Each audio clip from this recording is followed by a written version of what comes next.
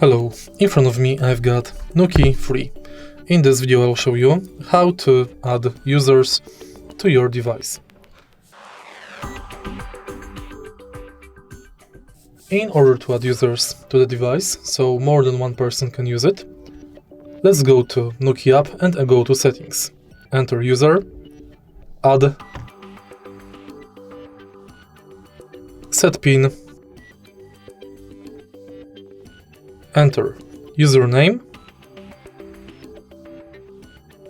and now you can give other people access to your door by showing the QR code, which is invitation to the app and to your device. The invitation is valid for 48 hours and can be redeemed once. If you find this video helpful, please leave like, comment and subscribe.